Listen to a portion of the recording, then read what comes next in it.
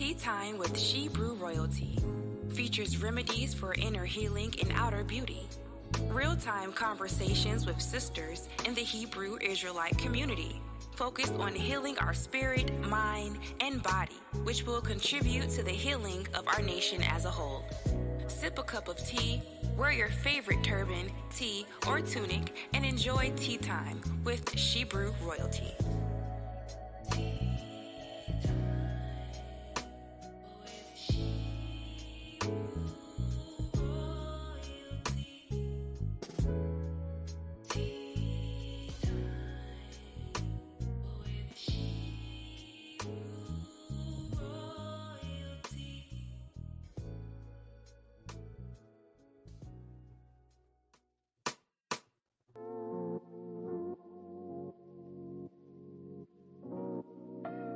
Shebrew Royalty. She's got the fruits of the spirit, love, joy, and peace. She's got long suffering, gentleness, and goodness, endurance, faith, and meekness too. Shebrew Royalty. She's got the fruits of the spirit.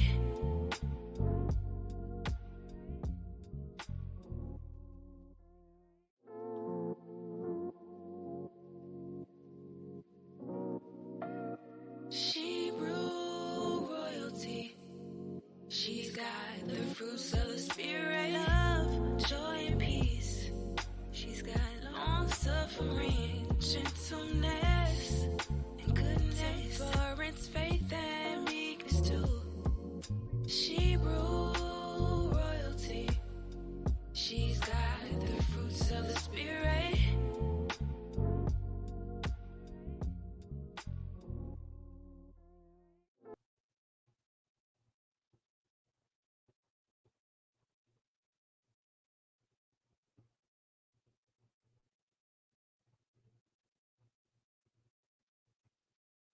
Shalawam, shalawam, shalawam, Shebrews. Come on in with your beautiful royal selves. Come on in. How is everyone doing today? Come on in. Please, please, please hit the like button, share, subscribe, hit the notification bell if you haven't already done so. Please come on in. Come on in. It's so good to see you, Sister Olivia. Good to see you. Shalawam. Shalawam, Sister Princess. Good to see you. Shalawam, sisters. Come on in. Come on in. You come in. Please, please, please. Sister Diane. Shalawam, Sister Dara. Wow, you all are showing up on time today. All praises. All praises to the Most High. Yes. Sister Johnny is here. Sister Carl is here. Wow, we have a great show planned today. Yes, we do, as usual, as usual. So since you all are here on time, oh my gosh, Shalom sunshine. Shalom, it sure is a lot of sunshine out there. And in here as well, as you see with the yellow. The water, Shalom, Sister Nikki. Yes, I am bright today. Welcome in this summer, right? Wow. Before I go any further, what we do every Sunday as we begin this show, we always give a huge shout out of praise to the Almighty. AHAYAH, AHAYAH. I am that I am, the God of the Hebrews and the Shebrews. Yes, for bringing us back together another Sunday. Yes, brought us through that past week into a new week. And we are so grateful. Aren't we so grateful to the Most High for that?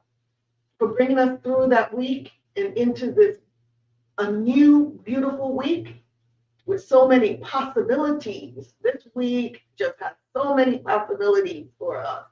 And so I'm so excited. I'm so excited to get this week started. I am your hostess, AHAYAH, and I humbly thank you for joining me on this broadcast today. Thank you for being here. How was your week? How was your week? Please talk to me. I pray that everyone had a wonderful, marvelous week, because I did. I really did. Busy, well, wonderful. I had such a great week. And I'm looking forward to this new week as well. So before moving forward in the discussion, let's get all of, like we do every week, get all of the housekeeping stuff out of the way. Sister Zion is here. Shalawam, shalawam. Yes, good to see you. Shalawam, Sister Zion. Yeah, oh my God. Yeah, let's get all this house cleaning stuff out of the way, this housekeeping stuff. Start by talking about these disclaimers, what tea time with Shebrew royalty is not. And it is not going to be everybody's cup of tea. And we know that, we get it, we understand, and it's not meant to be. But if you happen upon this channel and you realize that you do not agree with our beliefs, our lifestyle, that's okay too. We encourage you to continue to search YouTube, because I am quite sure that you will find your perfect cup of tea and your perfect flavor. So you owe that to yourself. So just keep searching YouTube. But if you're not quite sure, just stick around.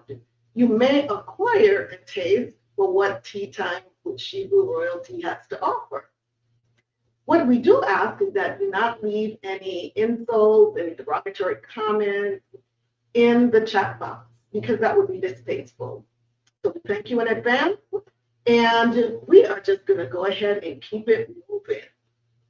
Another thing is, although I am a certified licensed physician assistant and a certified functional nutrition informed professional, and I will be touching on topics of health and wellness in many of the broadcasts on this channel, we will not be utilizing this platform to diagnose or treat anyone's illnesses. So if you are experiencing any medical problems, please consult your healthcare practitioner. And the views that you will hear on this channel are those of myself or my guest, and not those of any particular church or organization. Another thing, if you would like to be a guest on Tea Time with Shebrew Royalty, please send me an email to shebrewroyaltybiz@gmail.com and include a brief description of your business, your product, your service that you provide, or a topic that you are interested in co-hosting. I would love to hear from you and brainstorm on how we can collaborate to help heal and strengthen Shebrews throughout the four corners of the earth, which will ultimately contribute to the healing of our nation as a whole. I am going to put my email address on the banner here for you. Shalawam, Sister Ashley. Good to see you as well. Let's put this banner up here for you. There we go. shebrewroyaltybiz@gmail.com. Our sponsor, Orderly Fashion 144's website is currently under construction, pending new inventory. So I will keep you posted when it's back up and open for business. Let's talk about My Guardian Doc. Let's talk about My Guardian Doc. I am going to put a video up here for you. Give me just a second.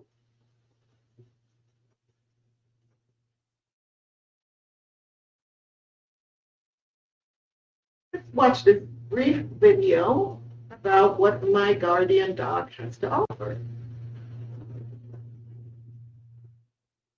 Life can throw unexpected curveballs. When it comes to your family's health, you need someone in your corner. Introducing My Guardian Doc. Your virtual medicine program provides compassionate medical guidance and world-class care around the clock. Within minutes, talk to a licensed physician. We are My Guardian Doc. All our doctors are guided by our Patient Safety and Care Equity Council, whose mission is to ensure you receive safe and equitable care. For just $27 per month, your entire household gains access to a team of dedicated medical professionals. Whether it's just sniffles or sneezes, medication refills, or a question about diagnosis or treatment, or the need to speak to a behavioral health specialist in the privacy of your home, no concern is too big or too small. My Guardian Doc is here to help you. No surprise fees, no hidden costs, just quality care when you need it most. With My Guardian Doc, for just $27 per month, your entire household's associated benefits include immediately lower micromort count, which is your 1 in a million chance of dying, on-demand access to doctors, reduce healthcare costs, improve healthcare outcomes, decreased visits to the hospital or emergency room, increase your lifespan, and gain peace of mind knowing your family's health is always protected. From urgent care, primary care, medical guidance, prescription discounts, hospital bill negotiation, and much more, My Guardian Doc is here for you every step of the way. Millions of people have expressed a need for My Guardian Doc. Join the fastest growing subscription service. Visit myguardiandoc.com to subscribe today, because your family's health deserves the best.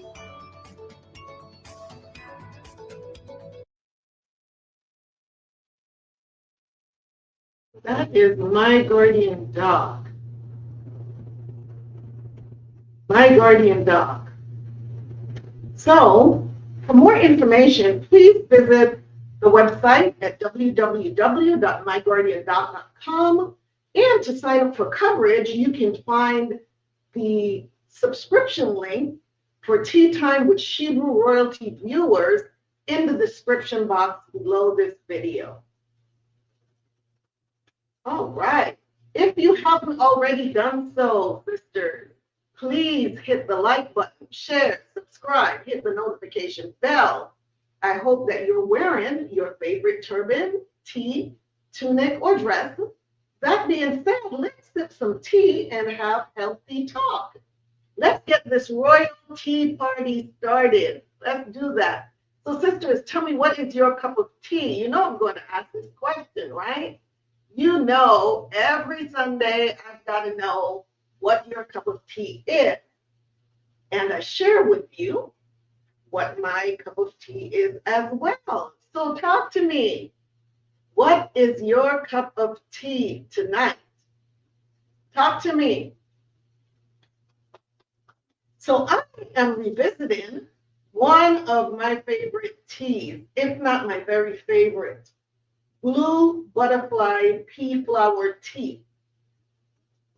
Blue Butterfly Pea Flower Tea. Not only is this tea beautiful to look at, but it is super, super delicious and healthy. Look at this. Well, it's no longer blue.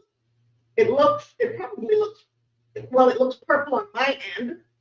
After I added the honey, the color changed to this bright purple. But prior to that, it was deep blue. It is such a beautiful tea, and it is so delicious and tasty. So if you haven't tried Blue Butterfly Pea Flower Tea, let's talk about 7 incredible health benefits of Blue Butterfly Pea Flower Tea. Let's watch this video by Natural Health Remedy. Let's watch this video.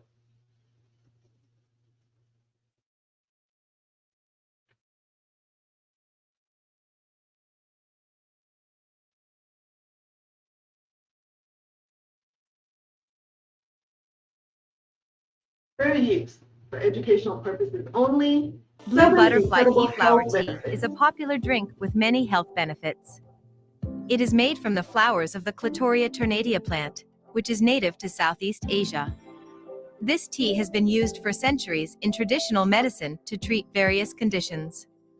In recent years, there has been increasing scientific evidence to support the health benefits of this tea.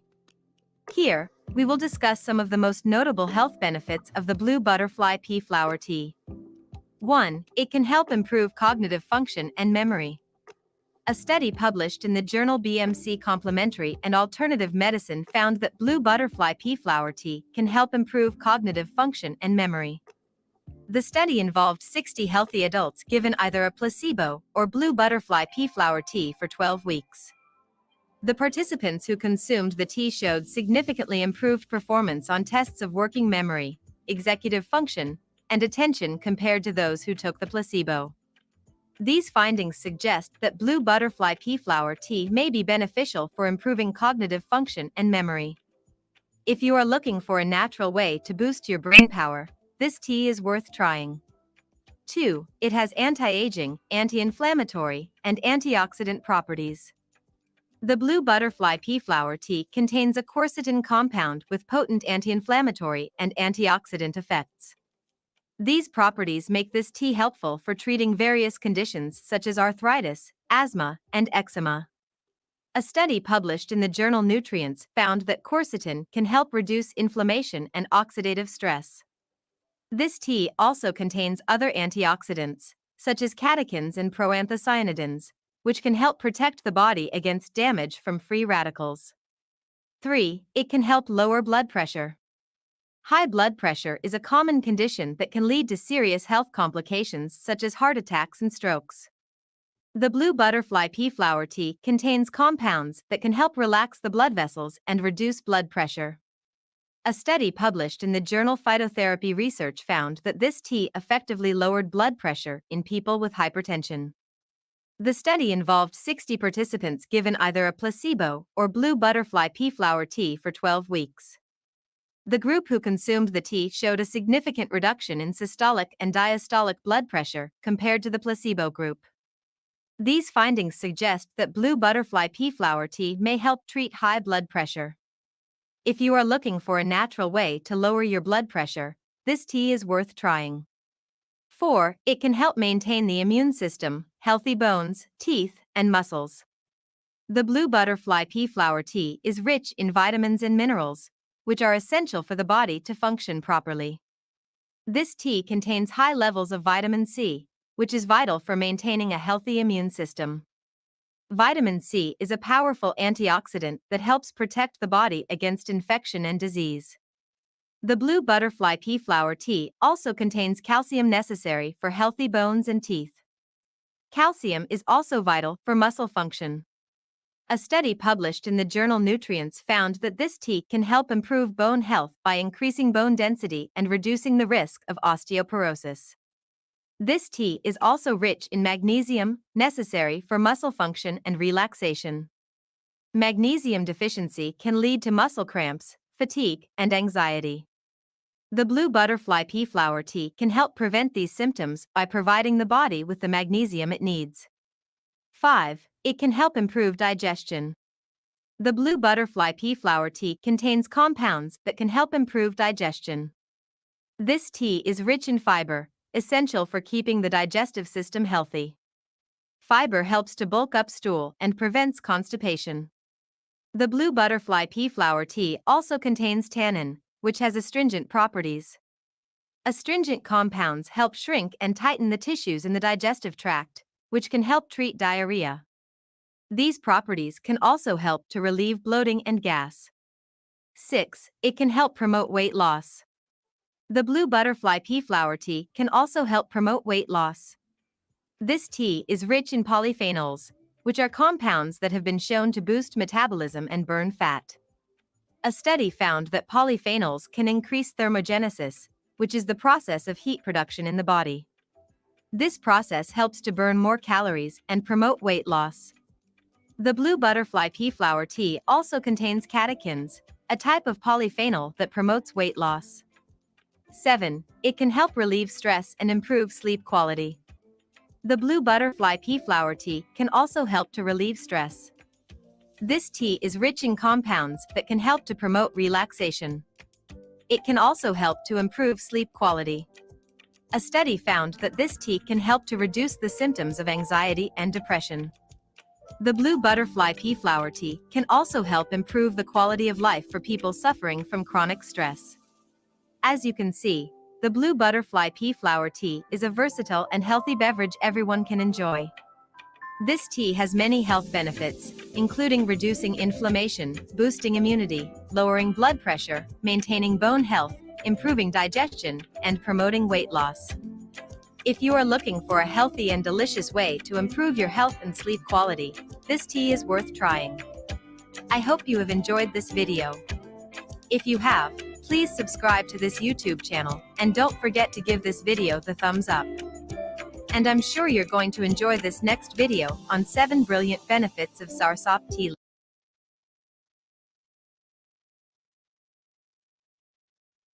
Well, there you have it.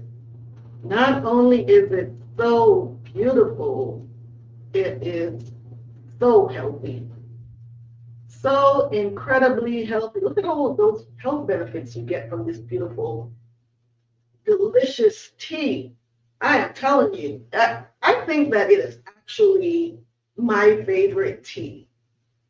It is so smooth. It is just so smooth and so tasty. And oh my gosh, this is the smoothest tea ever. It's like butter. Oh my gosh. So please, if you haven't already tried this tea, it is worth it. It's definitely worth it. All right. Again, like, share, subscribe, hit the notification bell. We are about to get started. Yes, we are. A favor I ask of you, because I do not promote on social media. Why? Because I do not have an account on any social media platforms other than YouTube. So I depend on your support by sharing this channel and also inviting other sisters, family, friends, by word of mouth to join us. Sister Jeanette is here. Shalawam, Sister Jeanette. Shalawam, Habkarat. So good to see you. So good to see you. Shalawam. Shalawam. Yes. Sister Carla said it really is good. I know. I think this is your favorite tea, Sister Carla, because you just raved about this tea when you were here. So, yeah, it is an amazing, delicious, healthy tea. So that being said, it's showtime. It is showtime, not at the Apollo, but here at Tea Time with Hebrew Royalty. Who's ready for another super exciting and impactful show tonight? Who's ready? I know I am. If you enjoyed last week's show, you are going to be, once again, supercharged after tonight's show. Wasn't last week's show amazing? So welcome to June. Yes, we are still in June. Welcome to the third Sunday in June, Personal and Professional Growth and Development Month. So every Sunday in May and June, we have been and will continue to focus on topics that aim to help us improve our personal and professional lives. We have been hearing from health and wellness coaches, life coaches, fitness and financial coaches, and we will continue to do so. At the end of these 2 months, we can decide based on the information that we've accumulated, because we really started off by talking about coaching. And so you've had the opportunity to see what coaches do and to decide, is this something that I would like to do as well, based on my own background, my own knowledge, experience, education level. You may decide that you want to become a coach in something that you specialize in. So if that is the case, these shows have been really to encourage you to do that, to consider either becoming a coach, or if you want coaching in certain aspects of your life, whether it be personal or professional, it's also introducing you to what coaches do. So this is the third Sunday of June. Yes. So let's talk about last week's show.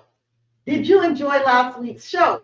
Sister Ahchwathyam says, I'm ready. That's right. That's the attitude. That's the attitude we're talking about. So last week's show, it was truly, truly amazing. I thought about it during this past week, and I reflected on the time, the difficulties that presented themselves when Sister Johnny came on to co-host. And she was having all these technical difficulties with her equipment. But what was so beautiful was how she handled those issues with such grace, such patience, such poise. It was as though it was planned. You know, it was as though we had it planned on the show as an example of what a winning attitude looks like. But trust me, we did not. We did not plan it. It just happened that way. And you know, but it couldn't have been better if we did plan it ourselves. But you know, we talked about praying last week. We talked about praying because, you know, we were being under attack. Her equipment and everything was under attack by the enemy. But I really started thinking afterwards, was that really the enemy? Or was that just an opportunity presented by the Most High for us to see in real time Sister Johnny's attitude towards the challenges that she faced last week? And I think that's more of what it was, to see how she had such a winning attitude. And like she didn't give up. She just kept coming back. And then we did pray and everything cleared up. So, wow, wasn't that a great example of a positive attitude?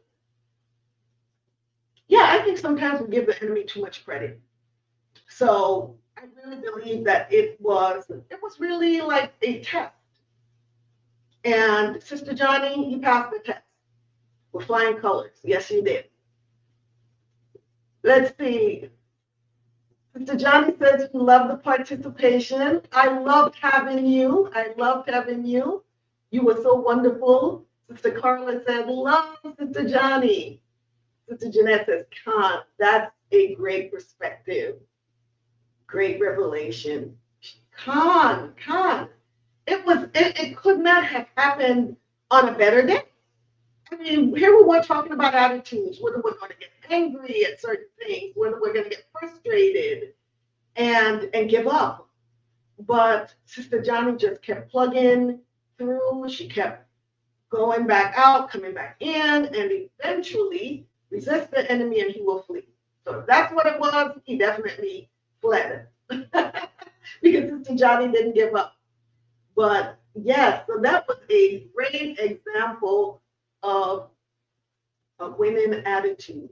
So last week's show, Attitude is Everything, was designed to address problems and pitfalls of negative attitudes, while at the same time giving excellent guidelines on developing winning attitude towards co-workers and customers and even family members, friends. And considering this month's theme, personal and professional growth and development, it is imperative that we address attitudes, ours and others.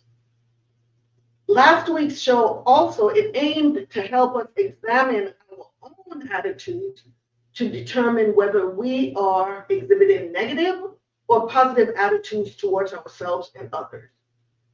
And also to help us improve in those areas that we identify may need improvement.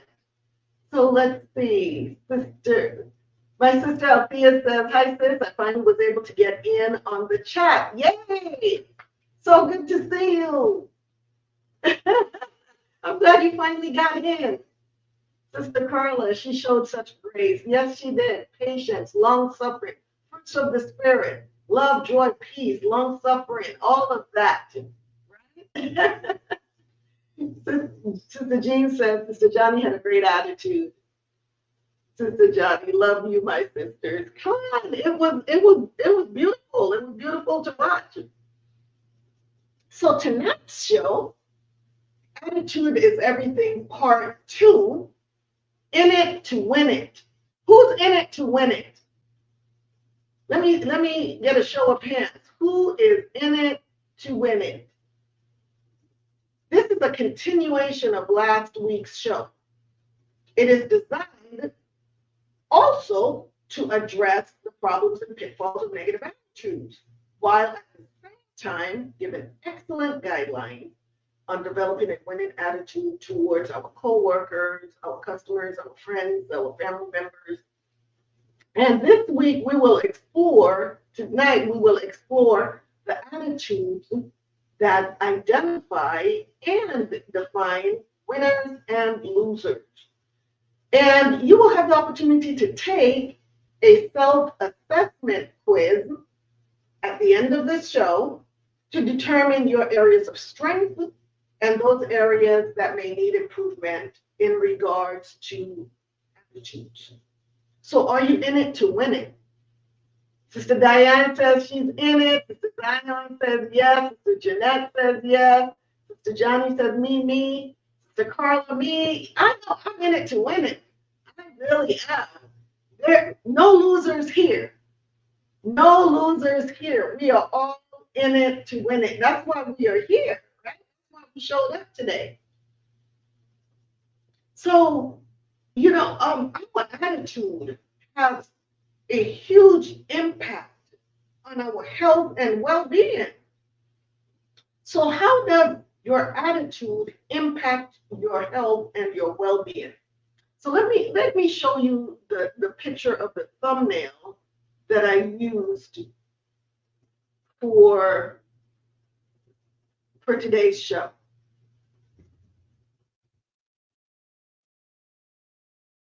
Let's look at this picture. All right.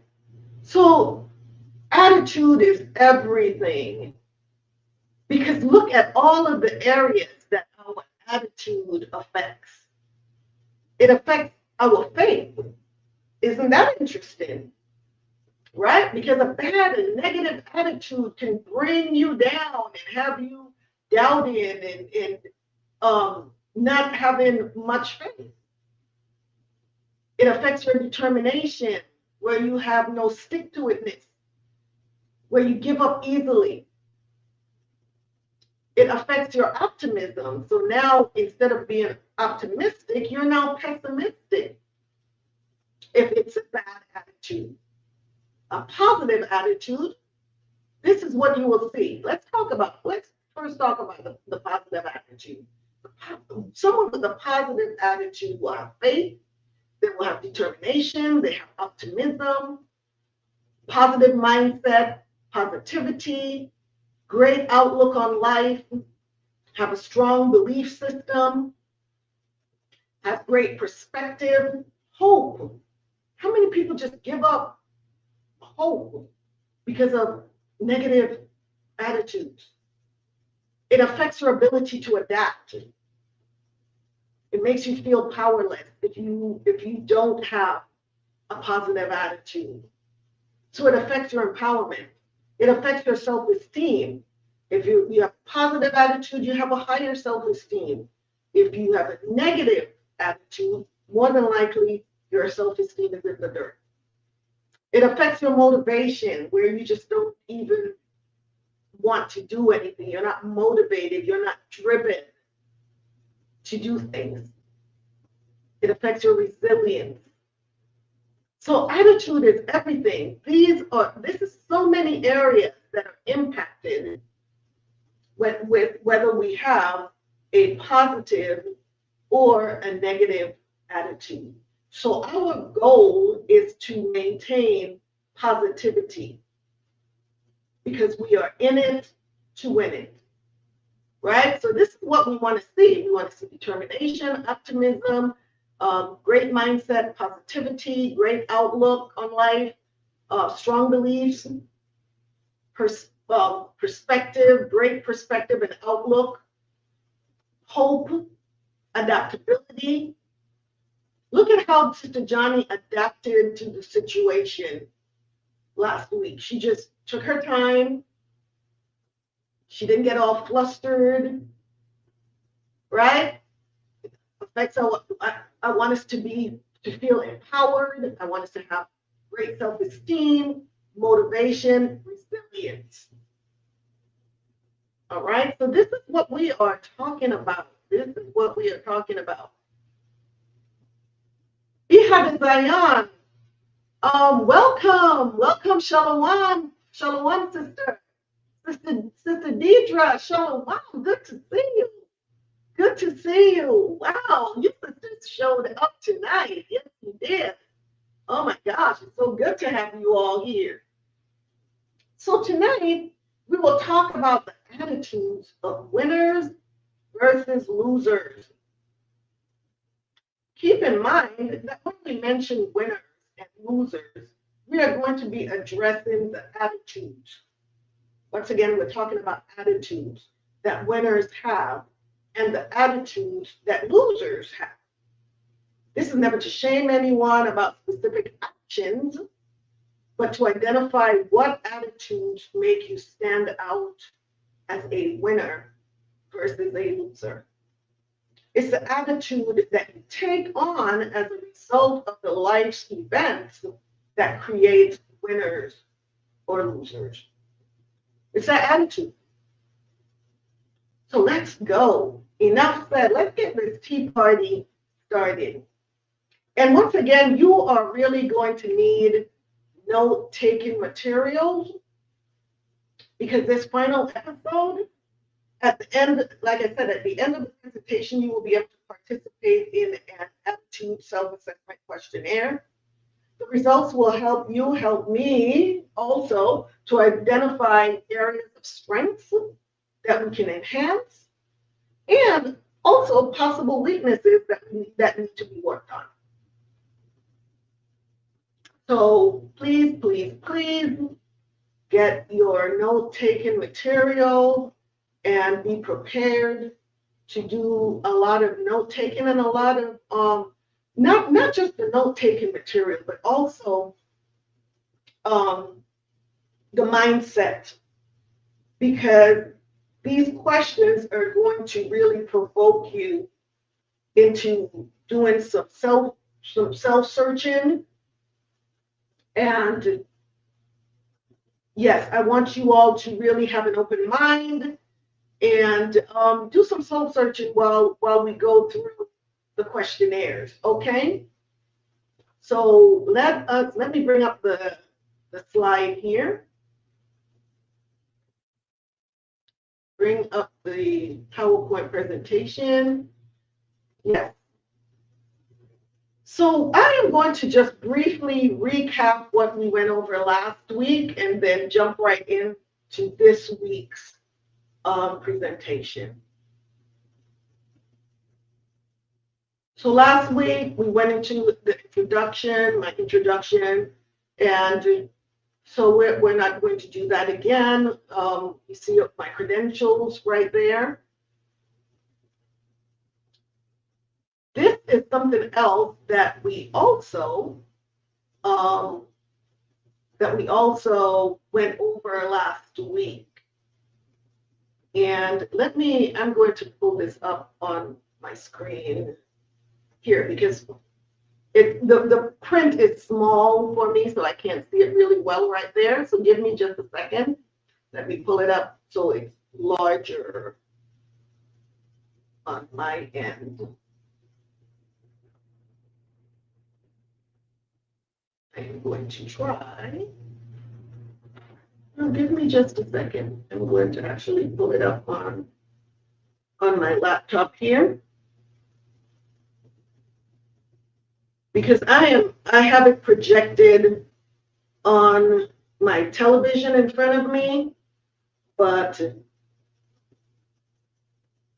the print is not really allowing me to see really well right there. So give me just a second.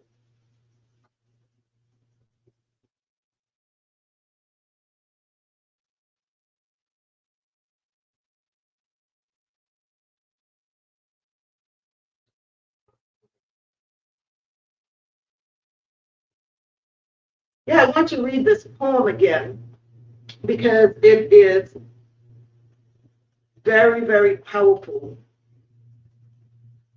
especially with what we're talking about attitudes, right?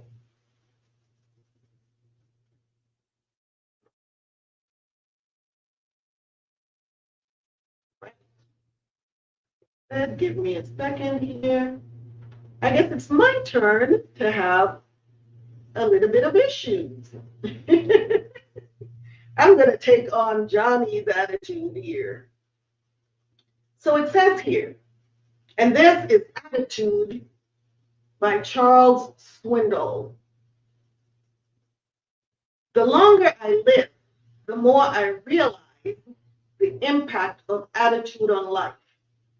Attitude to me is more important than the past, than education, than money, than circumstances, than failures, than successes, than what other people think or say or do. It is more important than appearance, giftedness, or skill. It will make or break a company, a church, a home. The remarkable thing is that we have a choice every day regarding the attitude we embrace for that day. We cannot change our past, we cannot change the fact that people will act in a certain way. We cannot change the inevitable. The one thing we can do is play on the one string that we have, and that is our attitude. I am convinced that life is 10% what happens to me and 90% how I react to it. And so it is with you. We are in charge of our attitudes. Isn't that correct? Yeah, because you see people that have rough lives and they still maintain a positive attitude. And then you see certain people that they appear to have a great life. They have all of this materialistic stuff. They never want for anything. And yet they have a horrible negative attitude. So our life, our attitude determines what type of life we're going to have, actually, right? So our goal is to maintain positivity. That is our goal, right? In spite of the challenges that we're going to face every day. So last week, these were the key points: to identify specific attitudinal problems, learn how to deal with difficult individuals, make plans for personal growth. We did all of that. We described what a hostile, aggressive person is, what a complainer is, what a silent and unresponsive attitude is. These are different behaviors. What is the super agreeable, the negativist, the know-it-all expert, and the indecisive. We went through all of that. And we're not going to go over the definitions again. The key points was to identify the attitudinal problems, learn to deal with difficult individuals, and make plans for personal growth. Then we talked about the patterns of difficult behaviors. Going backwards, it seems like. Okay. So here's the definitions of each. And like I said, we're not going to go into those again, but this is just a recap of last week, the indecisive, dealing. And then we learned through role playing. This is where Johnny came in, where we learned how to deal with the hostile, aggressive person. We did some role playing. The complainer, how to deal with the complainer. How to deal with the silent and unresponsive, with the super agreeable, the negativist, and dealing with the know-it-all. And we also learned how to deal with the indecisive individual. And these were the scenarios that we did. Sister Johnny and I went through these, and she did a wonderful job, I must say.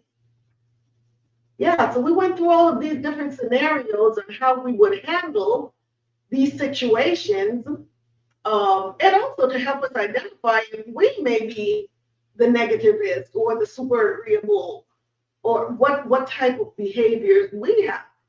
Because sometimes it's not about the other person, it's also about our attitudes, right? So the know-it-all, that was the scenario that we had. The indecisive. Here we go. So tonight, this is where we start. This is where we start off. Is winners versus losers. Let us talk about this. Let us go here. So now that we've done a really quick recap, and I don't know if everyone that is here tonight was on last week. Many of you probably were not. And I apologize for having to go through it so quickly, but we have so many slides in this presentation. We have a total of, I think, 90 slides. And last week we went through 39.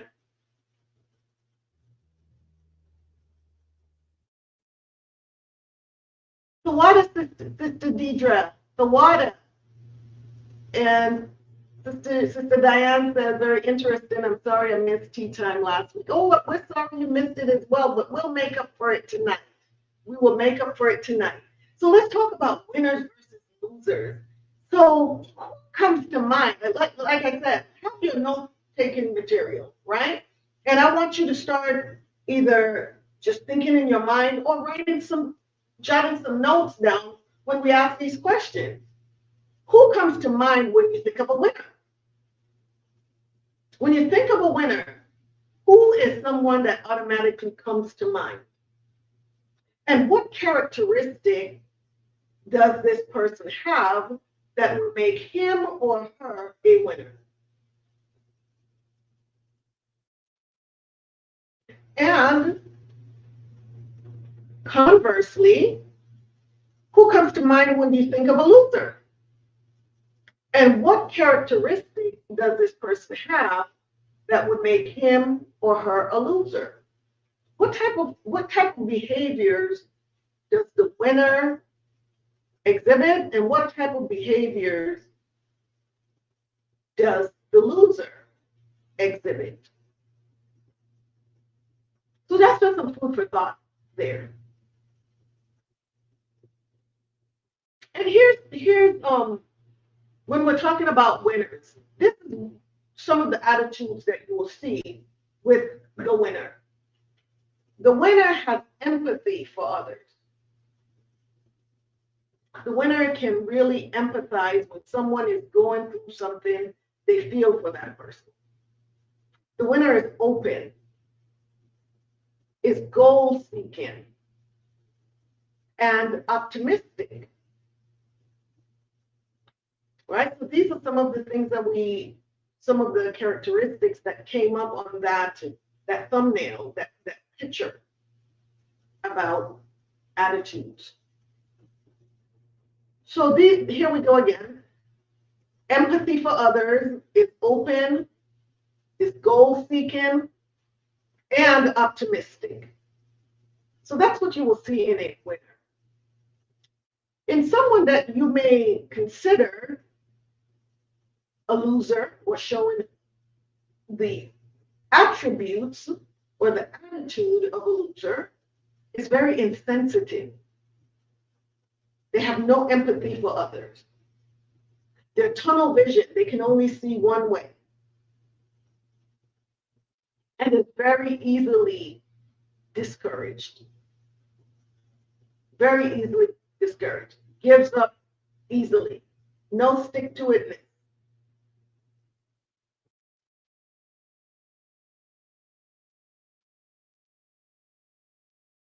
Let's talk about positive self-awareness and compare.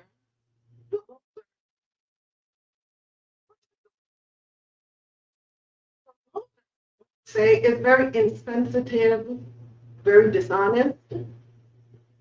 The winner is honest, empathetic, and open. And that's the way that they show their positive self-awareness.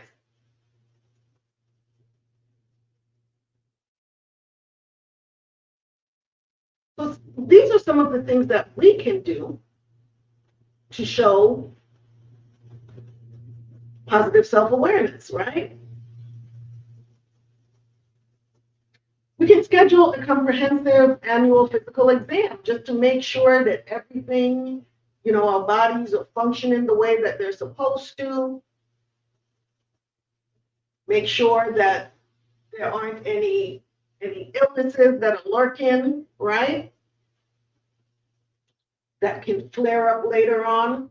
So you'll want to keep good tabs on your health. For more positive self-awareness, you can be more curious about what's going on in your world. What's going on in the world? Be more curious so you will know, so you're not caught off guard when things happen. I'm not talking about just sitting there just watching the news all day and listening to the negative stuff, but being aware of your surroundings, being aware of what's going on in the world around you. Sometimes you'll just want to break that daily and weekly routines that you have set.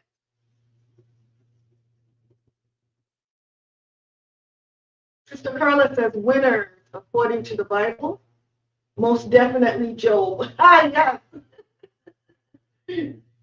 Very good example. Very, very good example. Khan, Sister Carla. So breaking the daily routines that you have, and weekly routines that you have set. Make a list of I am, right? Because sometimes we forget. Don't we? Sometimes we forget about who we are. We forget that we are blessed. We are royalty, right? Most High chosen people. No, we don't forget that. But sometimes we just need that reminder. We have to get up every day and speak these things. We're blessed and highly favored. Because sometimes we don't realize that when we open our mouths and we say something negative about ourselves, that goes into your subconscious many times and you start believing that. So instead of speaking negativity, you start speaking positive. And when you're speaking the positive, then that's what's going to manifest. That's what's going to happen. Let me just put it that way. If we think negative, then we just become negative. If we think positive, we tend to be more positive. Positive things just happen. So look at yourself through other people's eyes. How do other people see me? And that will kind of help us stay on track, right? Because if we know that we are just not being our best, and we start thinking, are other people seeing me this way? That will kind of get us to get back on track. Take alone time. It's okay. It's okay to spend time alone. It really is. It really is. Take alone time. And whether that means reading, just getting in the tub and taking a bubble bath, just alone time, going for a walk by yourself, enjoying the fresh air, going to the gym, just some alone time, something that you can do alone. Get in the sauna by yourself. I do that. Look for truth and speak the truth. That's important. Listen to the young and to the old, because we can learn from both. We can learn from the young and we can learn from the old. And be empathetic.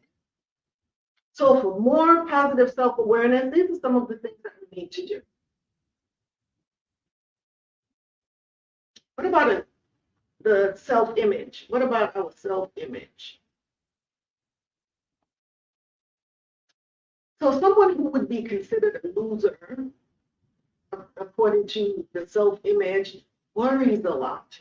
They have a lot of neuroses. They're anxious all the time. They're scared. They're afraid to leave the home. They're constantly worried that something may go wrong, rather than thinking about all of the good things that can go right. Whereas the winner has great visualization. They can visualize positive things happening. And winners are very creative. Very creative. They exhibit creativity.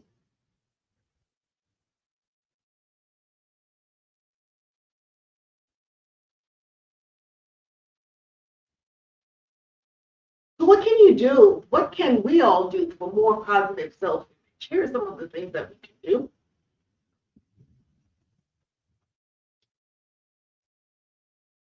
We can be more playful when appropriate, of course, because sometimes we're just so rigid. It's okay to be playful sometimes. Have fun. Loosen up a bit. Take 30 minutes to yourself each day. Read a biography of a successful person, someone that you consider successful. And as Sister Carla said, you know, reading the Bible and reading some of the stories that are there about our forefathers and foremothers, that gives us, wow, talk about positive self-image. When we start to emulate our foremothers, right, and how they responded to difficulty. And we also get to see also the things that they may not have done so well and see the results. And then we also get to see the things that they did really well and the results. Relax and think creatively. Limit your television to shows which mentally stimulate and teach. Take a relaxation training program. Learn relaxation techniques and exercise regular prayer. Incorporate that. That's so important. And then take an inventory of your self-image. You can use this list. Am I playful sometimes? Do I allow myself to loosen up, or am I just rigid and stiff all the time and serious? Do I take time to myself each day? Do I read and learn about a successful person and how they became successful, and you know, get some tips? Do I relax? Do I know how to relax and think creatively? Am I watching just junk on television? And do I really know how to just relax? Take deep breaths, relax. And am I engaging in regular prayer? So that's an inventory that we can take. Sister Carla says a long time is some of the best time.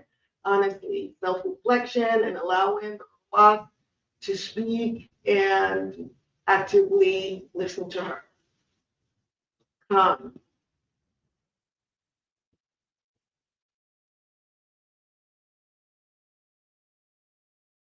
So what about self-esteem? Let's talk about that. What does the loser look like? Self-doubt. It's always self-conscious, right? Someone that is constantly, oh, I don't think I can do that. Oh, I'll never be able to do that. I can never be able to go there. And it's always never, never, never.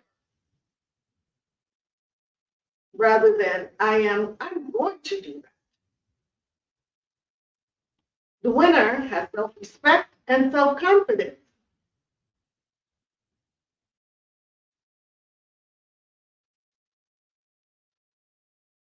So what can we do? What can we do for more positive self-esteem? What can we do? What are some of the things we can do? We can look our best always. Do not leave the house not looking your best. Right? Because if you're not, you're going to feel self-conscious. And what does that do? That brings down your self-esteem. So take the little extra time to look your best when you're leaving the house. And even when you're in the house, look your best. Look your best at all times. Take inventory of all the things you do right. Some people just take inventory of all the things they do wrong. But think about all of the things that you do right. Remember to say thank you when complimented. This is one of the biggest areas with dealing with someone that has a lower self-esteem, is that when you give them a compliment, it's very difficult for them to just say thank you. It's, oh, well, I don't think that this looks so good on me. Oh, wow, I gained a lot of weight, and I used to be smaller. And there's always some kind of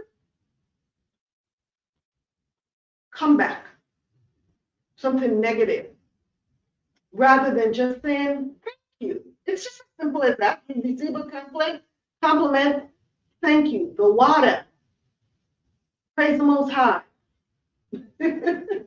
Right? Do not come up with excuses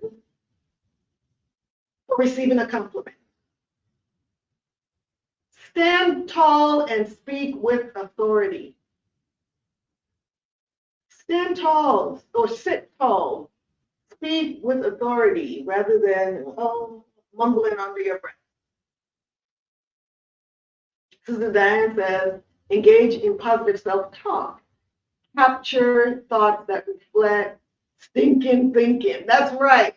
Before it comes out of your mouth, recognize it right away. Right? Recognize it right away. And nope, I'm not even going to engage in that. Regular prayer, calm. So stand or sit tall and speak with authority.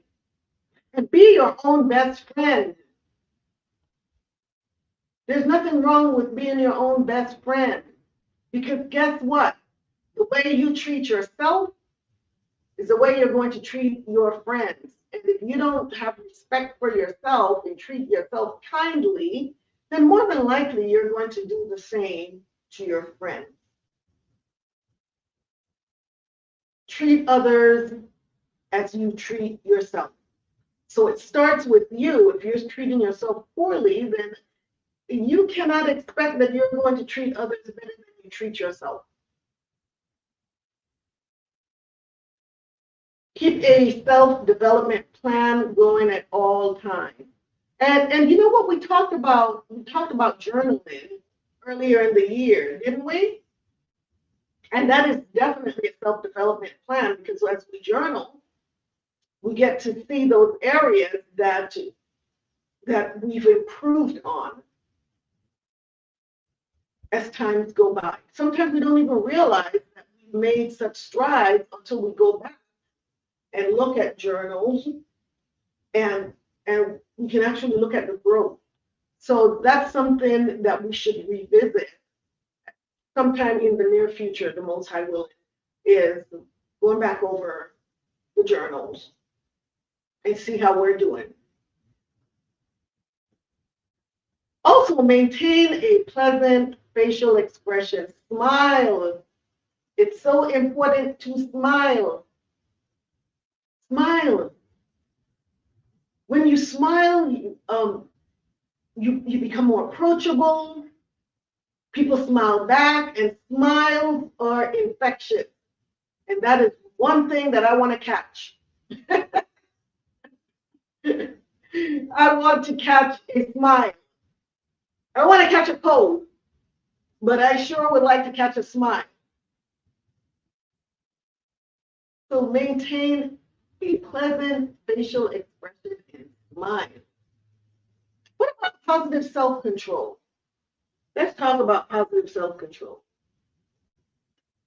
So the loser is indecisive. We talked about that last week, about the indecisive person. Sister Lillian, welcome.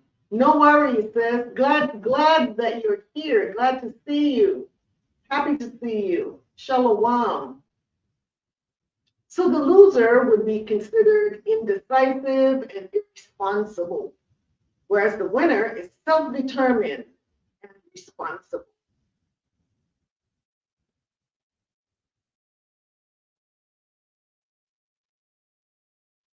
So for more positive self-control, what are some of the things that we can do? What are some of the things that we can do? Be responsible for your own actions. Numero uno, number one, be responsible for your own actions, whether your actions had a positive outcome or a negative outcome. Always take accountability for your own actions and not try to pass that on others. Blame others. Find yourself saying, I've decided to, rather than I have to. Because if you have to do something, then a lot of times we resent having to do that thing, whatever it is. But when you say, you know what, I have decided to do this, then that means that you are in control of that. I have to means you have no control whatsoever. So find yourself saying, I've decided to, rather than I have to. Remember that what you give to life, you will get back from life. Isn't that the truth? What we give usually comes back. So if we put positive things out there, positive things do come back. We put negative things out there, don't wonder why negative things are happening. Mr. Carla says, maintaining a pleasant facial expression is great.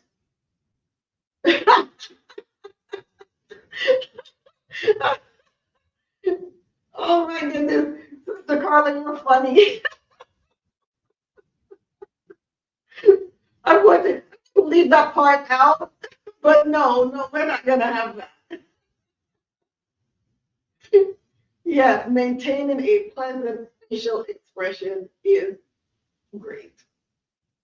Mr. Diane says, smiling is a form of nonverbal communication that can communicate positive feelings and interactions towards others. When you smile at someone, you communicate that you like them and appreciate them. Yes. And even if you know, because sometimes you don't even know if you like them because you've never met them before, you've never seen them before, but it allows you to be more approachable so that, yes, at some point that person may approach you and you get to know that person. But it's more than likely, if you're walking around with a frown on your face and you're not approachable, you're not going to have many positive people approaching you. You may get some negative feedback because of the facial expression that you have, because once again, going back to what you give to life, you will get back from life. So if you put a frown out there, more than likely you're going to get a frown back. If you put a smile on your face, more than likely what you're going to get is a smile back. Sister Lillian says, I'm working on smiling more. My natural look is not a very inviting look, though my personality is.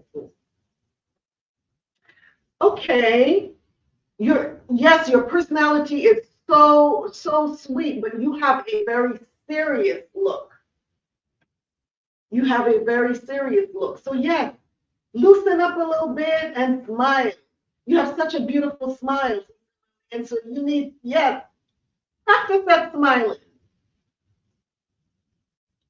So another thing is don't procrastinate. Do not procrastinate. If you make your mind up to do something, do it. Just do it. Just do it. Rather than putting off and putting it off, and then next thing you know, a year has passed and you haven't done anything. Know that you have control over your own actions. Yes. It goes back to number one, being responsible for your own actions. And you have control over your own actions, right? So you don't have to do this or have to do that. You have control over that. You have been given free will. But choose wisely. Choose wisely.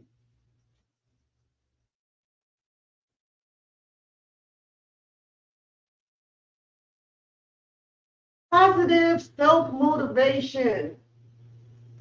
Isn't this motivating? Is that not a motivating reality right there? That you are royalty? Always remember that. Always remember that you are royalty. And when you remember that, you will act royal. You will be royal. You will be royal. When you remember that you are. So that's something that we need to remember every day. Put on royalty every day, wherever you go. So let's talk about positive self-motivation. The loser is compulsive and fearful. Compulsive. Doesn't think about what they're doing, just do it. And then deal with the consequences later. And then they're also fearful.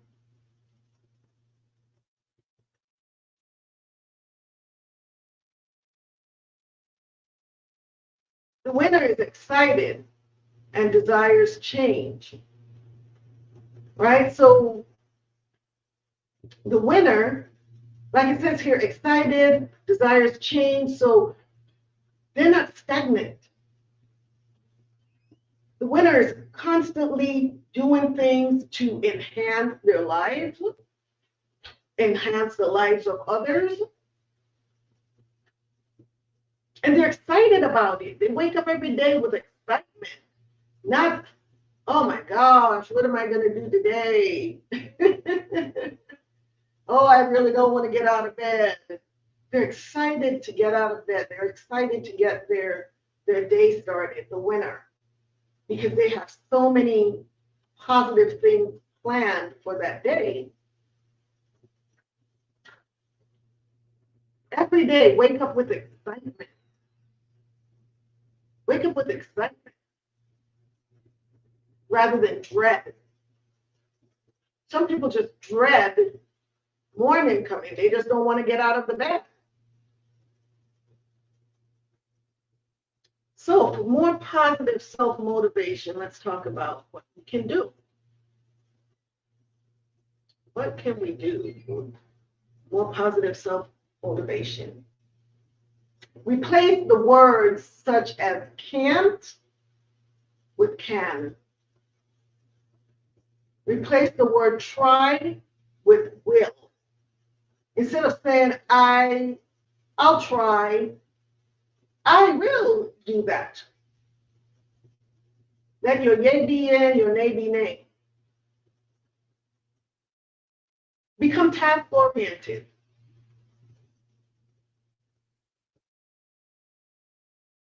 Make a list of your current wants. So there's certain things that you want, make a list of these things. And now you can prioritize. but you have to have a list going to know what are the things that I want.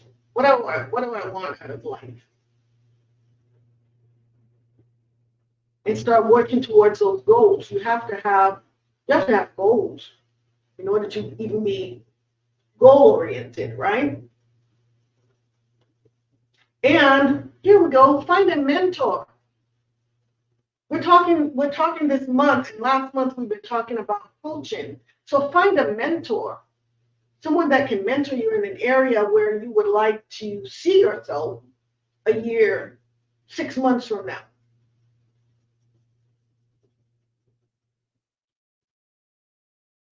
The water, Sister Johnny, the water. Sister Lillian says, I'll be like, Most High, please get me out of this bed. I'm not a morning person. But once I'm up, I can't stop moving.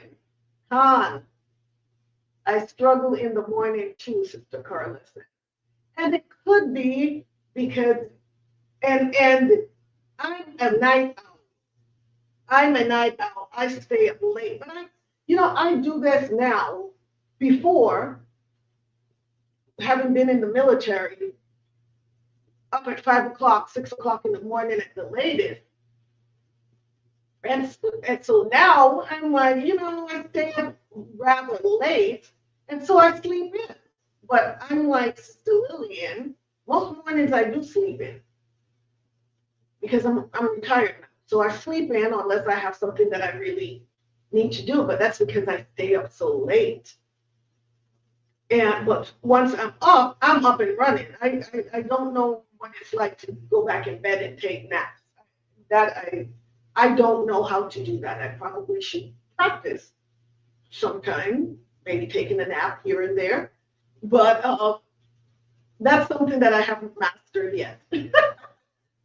Taking a nap during the day because I'm going as well. So find a mentor. For all your goals on your want list, say to yourself, I can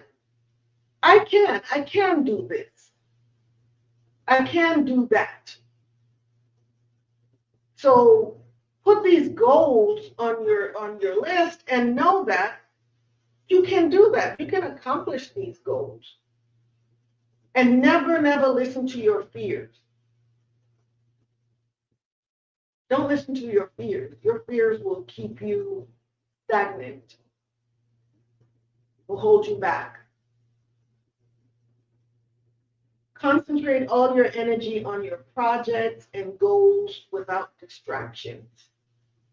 And that's difficult, isn't it? Let's talk about that. Concentrate all your energy on your projects and goals without distractions. That's hard to do for the sisters that still have, especially small children at home, because you're going to have distractions. You're going to have distractions even when you're working on your projects and your goals. But it's important that after you take care of whatever the distraction was, that you get back on track. And also utilizing the time while the children are napping or visiting grandma or wherever where you have time to yourself to really work on these projects without distractions. Sister Johnny says age has a lot to do with negativity also, 70 plus. Why is that, Sister Johnny? Why is that? I would like for you to come on and let's talk about that, because you said then we have to work harder on being positive. Really? Let's talk about that. I don't think so. I don't think so. But I really would like for us to talk about that. That's an interesting concept. I know some people over 70 struggle with health issues. And if you're dealing with health issues, that can put you in a negative mindset. It really can. But I know some 70-year-olds that are very active, still very active and positive, and travels and get around and, does things. So it all depends on the lifestyle, I think. And like I said, the health issues will cause that negativity as well.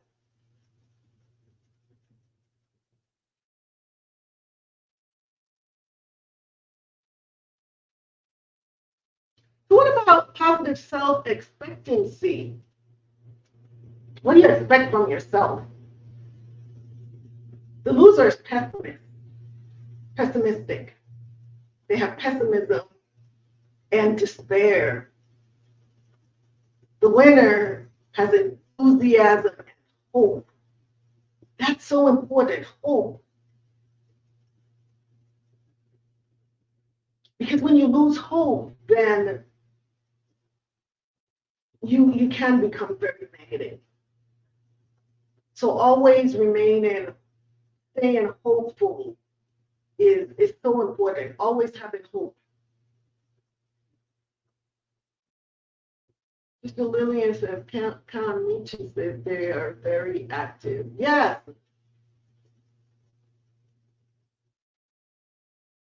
Yes, Sister Lillian, I agree. A lot of the younger generation have the spirit of slothfulness because, they don't know what it's like. Like we were growing up. We did so many things outdoors. We played outside. We didn't know what it was like to just sit on a couch all day, playing video games, becoming gamers. The games that we were playing were outdoor activities. We were doing skipping, double dutch, jump rope, tag outside. We had all the riding bicycles, skates. Yes, we enjoyed it so much. We were outside playing jacks. I remember those days very well. But it's very rare to see children outside playing anymore. Very, very rare. They're inside playing video games.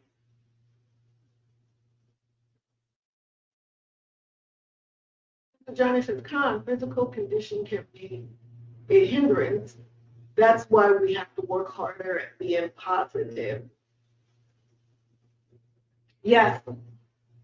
Like I said, if you're experiencing health issues, problems with mobility because of arthritis, not being able to get around much. I was talking to a friend of mine today, and it's so interesting that we got on this topic, Sister Johnny. I was talking to a friend of mine today. She called me. She was in New York. And I was asking her how her mom is doing. She said, oh, Mom is doing so good. Her mom loves tennis. She doesn't go out and play tennis, but she watches, this is what she does all day long, watches tennis. But she's 92 years old. Her mother is 92 years old. And she says whenever she walks by her mom's room, she is in there just laughing it up. And she loves to watch tennis. And she finds tennis on this channel. She goes from channel to channel finding tennis. And that's what she does with her day. And at 90-something years old, yes, she's not outside doing a lot of stuff, but she's still enjoying life. She enjoys tennis, and that's what she does. She watches it all day. At 92. She's not sulking. She's not, and she's in good health for 92 years old because she keeps a positive mindset. And I just spoke to her just today. Like I said, Mom is 92. Isn't that beautiful?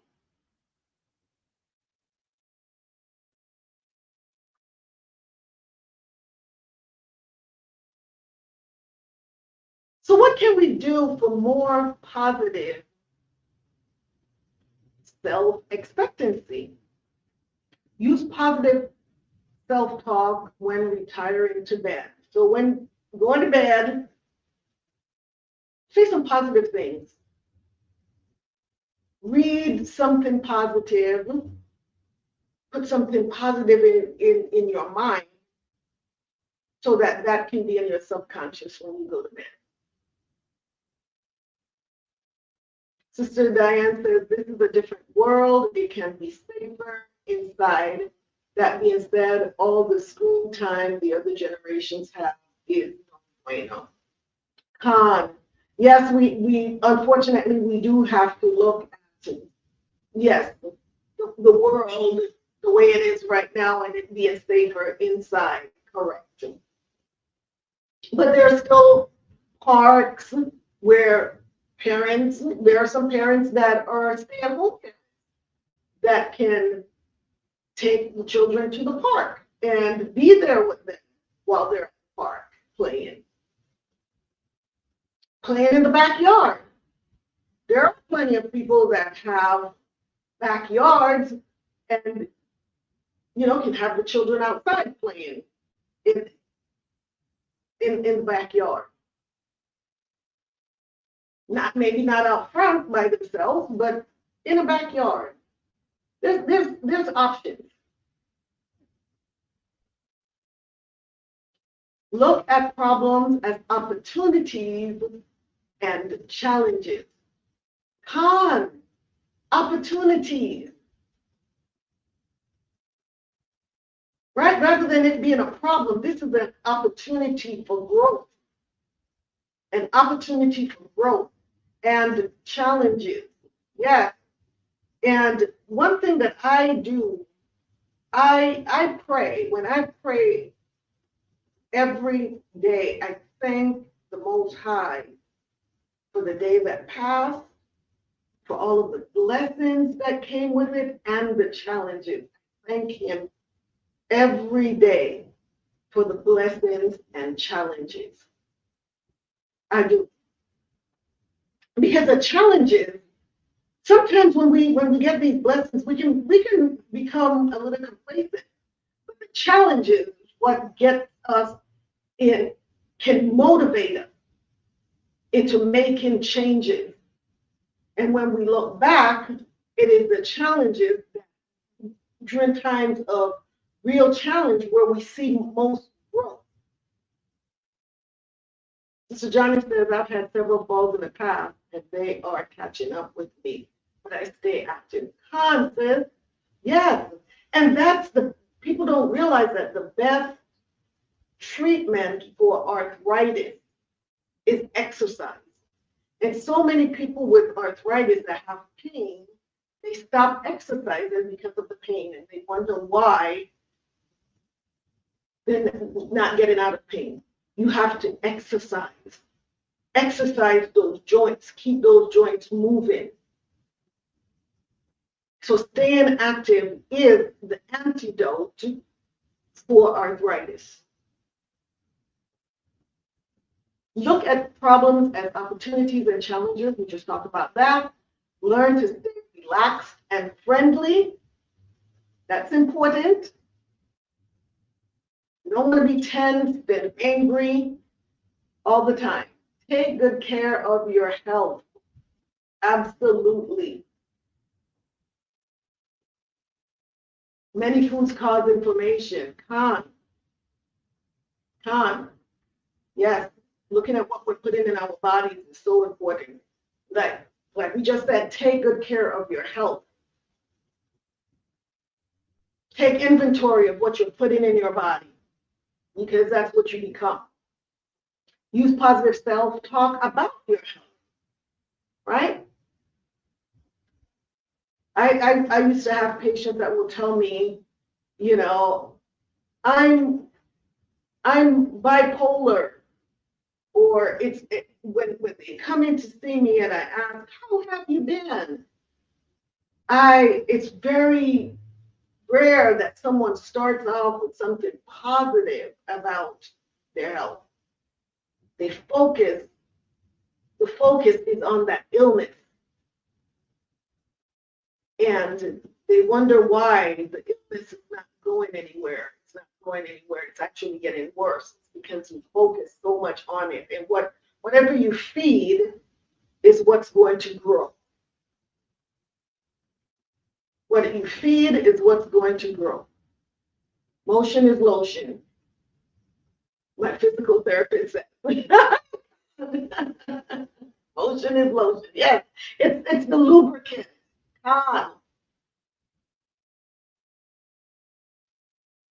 Use positive self-talk about your health. Associate with winners. Yeah, you find someone that's a winner, that's somebody that you want to stick around with. You want to hang around winners. But when you hang around winners, you have to start taking on the attitude of a winner. Because a winner is not going to want to hang around someone that's negative to pull them down. So associate with winners. And even if you're struggling, maintain that positive attitude and wake up each day with optimism. That's so important. Get out of bed feeling optimistic and ready to start your day, looking forward to the blessings and challenges that day has to bring. Life and death is in the tongue. I speak life over myself every day. That's right, Sister Johnny. That is correct. So what about positive self-direction? The loser is aimless and wandering. They're just have no direction, don't know from day to day what they're going to do, what they're doing. They just, wherever the wind blows them, that's where they go. The winner is goal-seeking and purpose-oriented. Goal-seeking, purpose-oriented. So are you going to be aimless and wandering? Then the wind just blow you wherever it goes? Or you're going to have goals and be purpose-oriented. Once you set goals, you know you have a purpose, you have a plan, and you go towards the plan and the goals.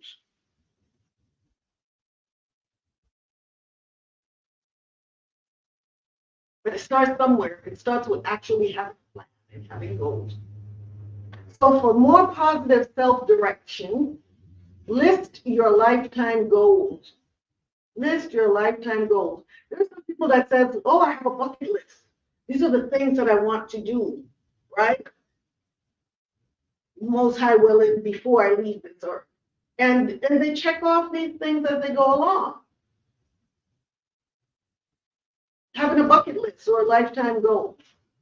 Mr. Carla says, as a child, I can remember wanting to hurry up and get done with Saturday chores. My mom had to wash and press my hair, and out the door by 2 p.m. But I better not sweat out that press. That's right. You better not. You come home with an afro.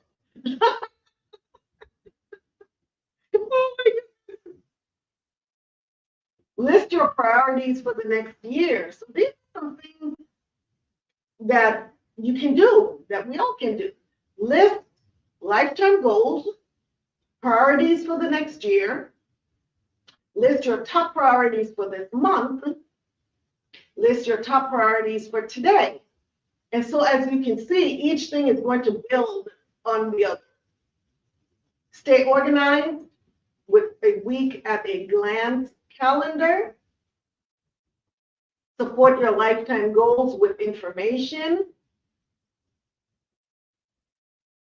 set attainable short-range goals. Yes. So your short-range goal should be the building blocks that you're utilizing to get to your long-term goals. Right? So if your goal is to, for instance, take a trip next year to wherever, the short-term goal should be monthly, putting some money aside, with some X amount of money, so that you have next year, when it's time for you to go on this trip, you have all of the money that you need to be able to fund the trip.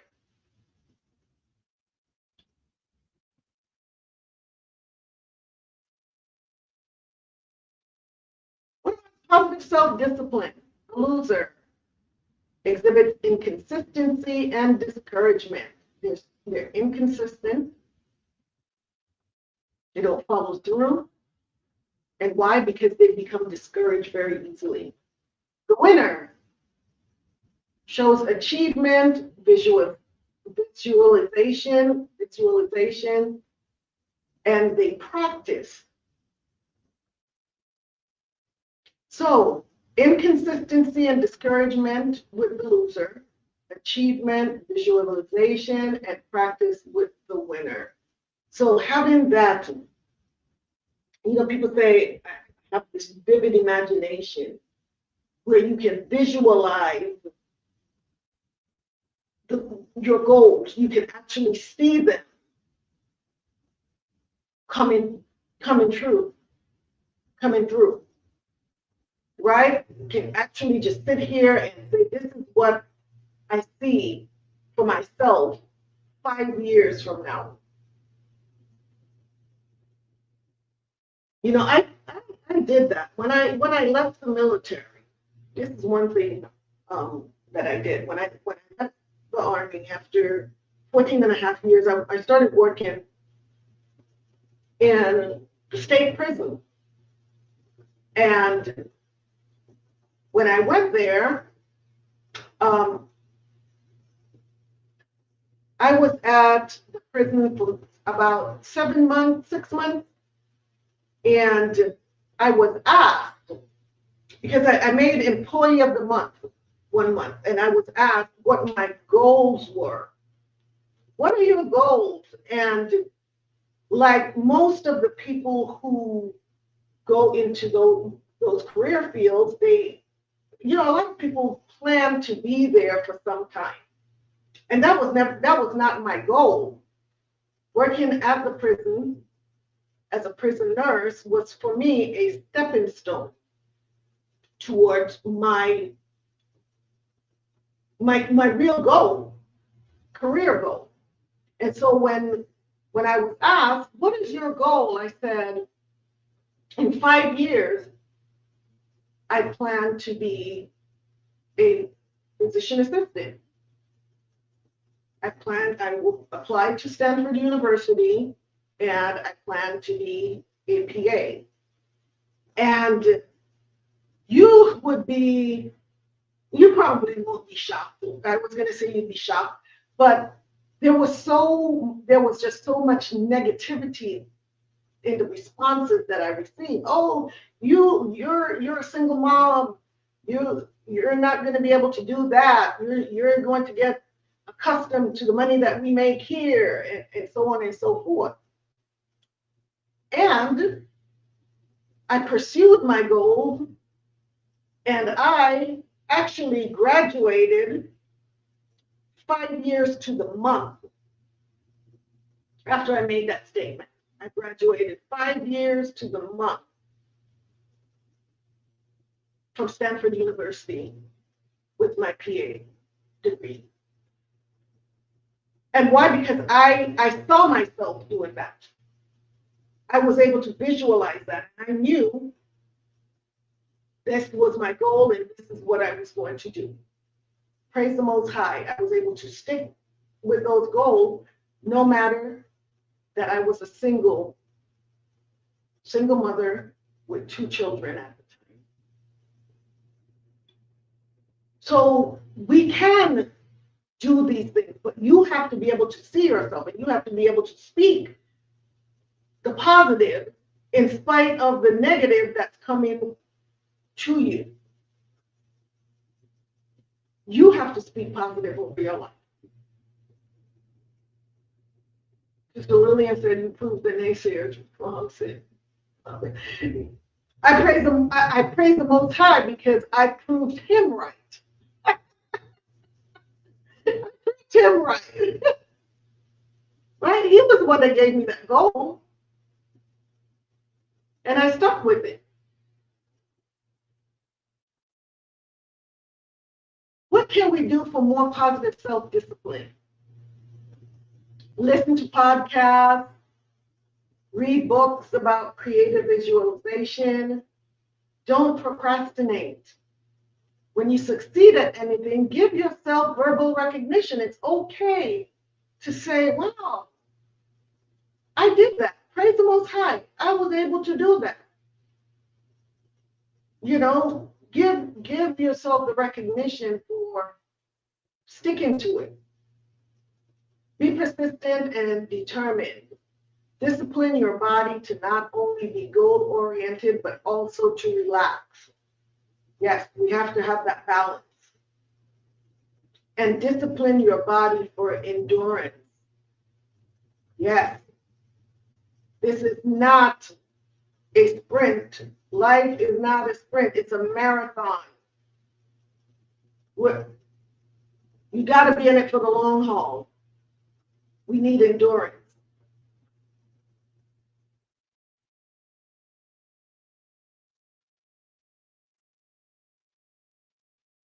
Be up in here.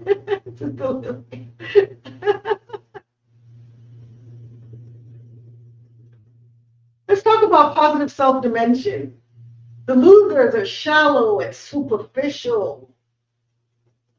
Just very, very superficial. And a lot of times because, they talk about how beautiful they are. They're just really, really shallow, really superficial. How smart they are. The winner looks at the total person. They're a whole person. They look at themselves as the whole person, the mind, the body, and the spirit. They bring that together to create wholeness. And they are humanists. They love people. They love people. They love helping people. So what can you do for more positive self-dimension? Ask yourself what you do. Ask yourself what you do to improve yourself. What can you do to improve yourself? Family, work, community, nation, and the world. What can you do to improve everything around you? Treat all people like family. Treat animals like humans. You don't just go kick a dog because it's a dog. It has feelings too. Because it's not a human, you think that it's okay to beat up on it. No. You treat animals like they're humans. Call someone you love and tell them why they are important to you. Do something for someone for no reason at all. Don't expect anything in return. Tell nobody about what you have done. Do something for someone for no reason at all. That's huge, right? Don't expect anything in return and tell nobody about what you have done.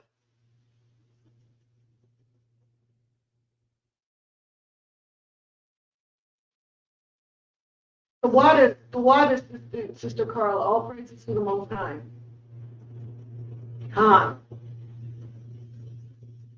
Be kind to yourself. It's okay to be kind to yourself. And become fluent in other languages. That's a challenge. How many of us are learning Hebrew? Trying to. you get older, it's more difficult, right? But it's not impossible. It is not impossible to learn and become fluent in another language. So these are just some things that we can set goals on. So positive self-projection for the loser is very aloof, unfriendly. The winner is very supportive and personable.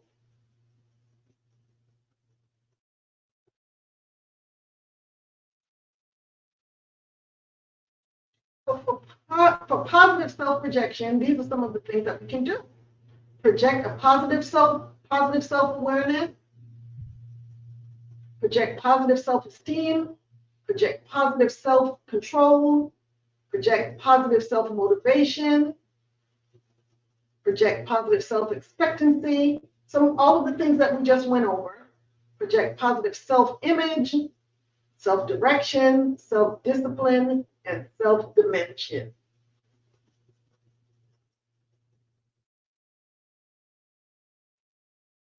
So here are some questions. And you may want to just write the topics down, like meanings in positive experiences.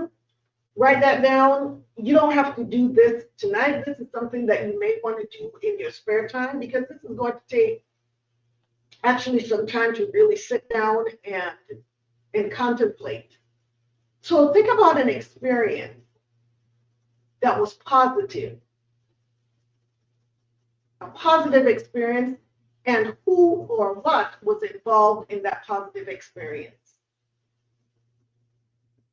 Who or what was involved in that positive experience that you have?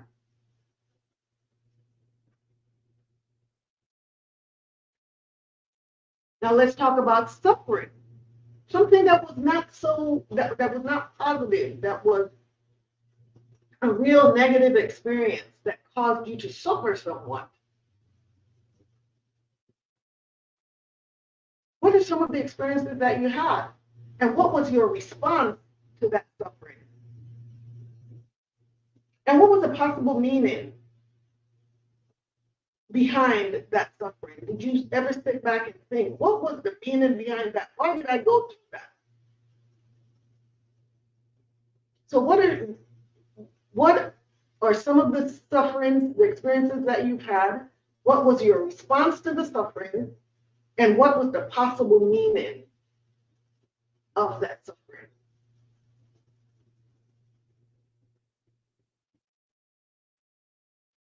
Here's another question.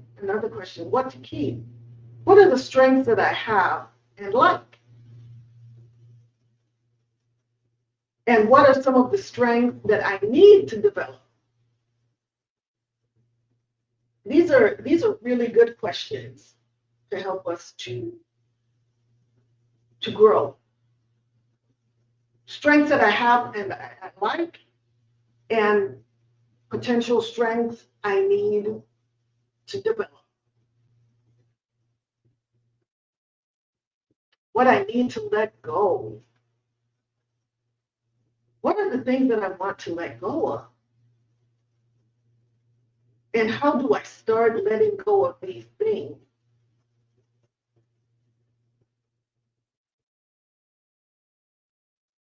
I'm trying to learn Hebrew. We're trying, sis. I'm with you on that. Sabotage. What are the times, places, and situations when you are most likely to weaken in becoming the new self? So what are some of the things, the times, the places, and the situations when you are most likely to weaken on your journey to becoming a new self? For instance, there are some sisters now that are really they're taking some courses in herbology and different natural healing methods. So using that as an example, what are some of the times, places, and situations when you are most likely to feel like, oh my gosh, maybe I shouldn't do this. It's just so time consuming. What are some of the things that may cause that to come on? Oh, here we go. Games children play. List how you felt as a child regarding responsibility. So this is important. Did you tend to accept responsibility for yourself and for your actions, or did you blame others? And you can explain. List people who you blamed or people who made you feel inadequate. This is as a child. Did you blame others?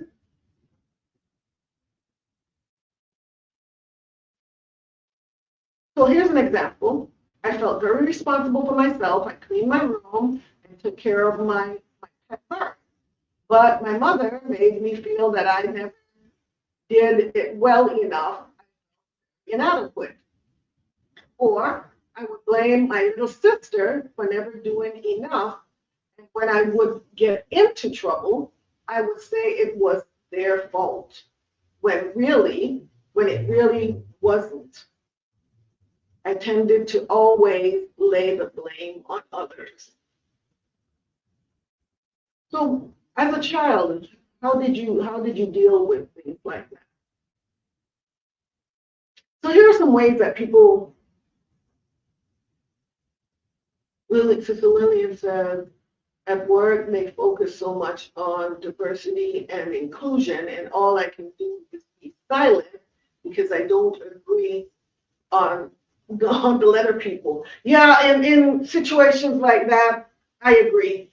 You just be silent and let them carry on with their whatever the agenda is.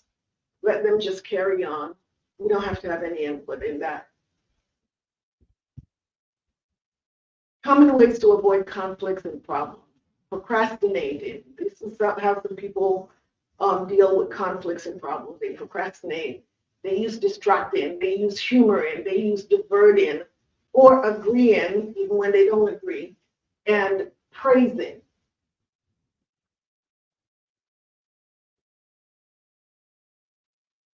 So this is a questionnaire. I don't know if we'll even get to it, but these are some thoughts that you may have. When you are trying to avoid conflict, do you use procrastinating frequently, or you seldomly use it? And with whom? Do you use distracting? Do you use humoring, diverting, agreeing, or praising? Just so you don't have to deal with the conflict.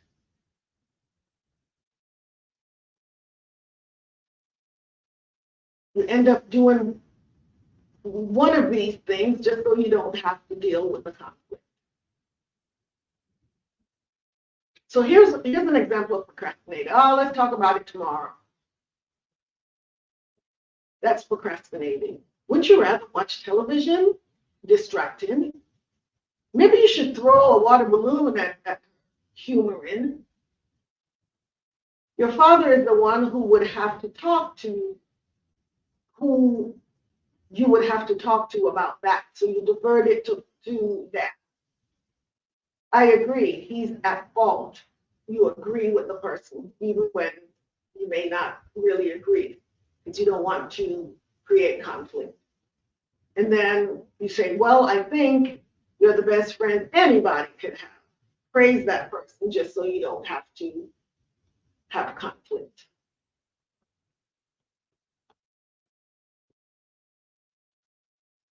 So this, I'm going to hear what slide is that? Slide 70. In just a second. So sometimes when you're discussing your feelings, and it's something that's difficult to discuss, and some things are easier to discuss when you're talking about feelings, right? So I'm going to show you a comparison. So the most distant that the experience was, the least difficult it is to discuss. And the more recent the feelings that you've had, the more difficult it is to discuss. So let me explain that. So look at this statement. I tell you how Jane felt about John, neither person being present. So here you're talking about two people in the past that aren't present. So that was a distant situation. So it's very easy to discuss that because it was so far in the past and neither one of the people were present. Then it says here, I tell you how Jane feels about John, neither person present. So you're talking about two people that aren't present and how one feels about the other. So it's a little bit more difficult to discuss because now we're talking about feelings that are happening right now. I tell you about my past feelings about Sam, who is not present. And then we go to, I tell you, and each time it's becoming more difficult to discuss. I tell you about my past feelings about Sam, who is not present. And then we move on to, I tell you about my present feeling about Sam, who is not present. Then I tell you about my past feelings about you. Now it's getting really difficult. And then now we move on to, now I need to tell you my present feelings about you. That is the most difficult conversation to have. Right? Because now we're talking about currently, this is how I feel about you, and you are present. So a lot of people shy away from these types of discussions.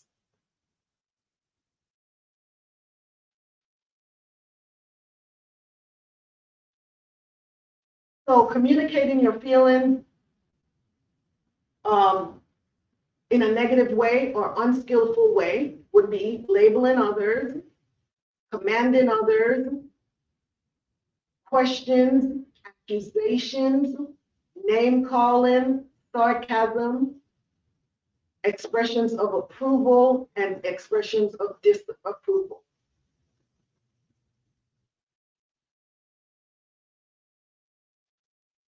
We have a few more slides to go through, so I'm trying to speed things up a little bit here. So when you're communicating your feelings in a positive way, instead, you should describe your feelings by name. I feel angry. This discussion is making me feel out of control. I am so upset about not making the deadline. I am getting a headache. So you are communicating your feelings, and you are communicating it by name, naming your feelings. And let's see here. Let me see how many more slides I have here.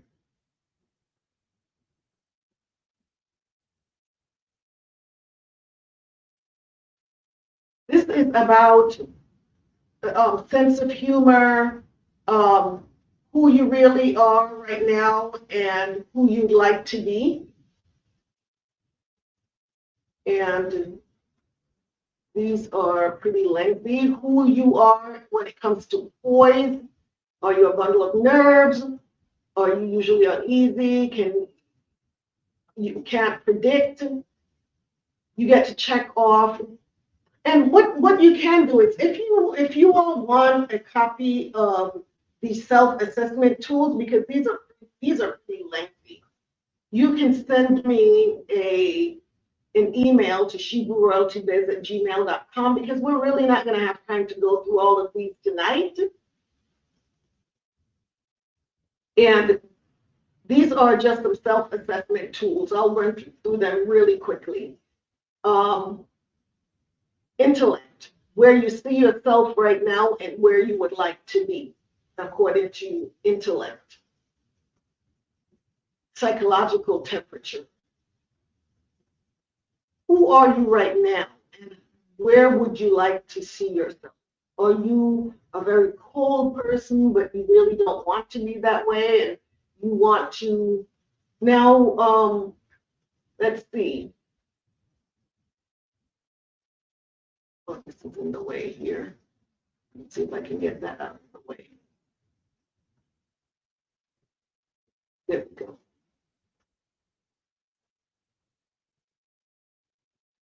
Let's say you consider yourself being cold as Siberia. That's pretty cold. And you want to be more warm and loving, right? So you will check off, this is who I am right now, and this is where I would like to be. And what do I have to do to get there? To become more warm and loving, right? And appearance. As you are and the way you'd like to be.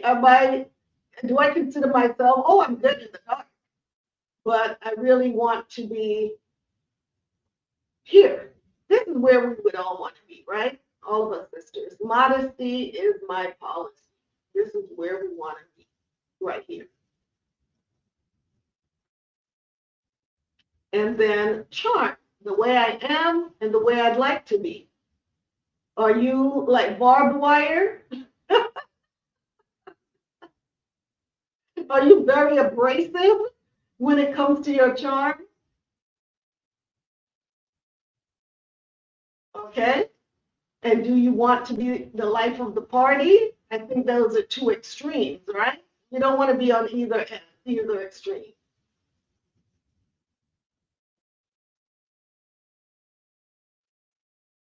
Adaptability, the way I am, the way I'd like to be.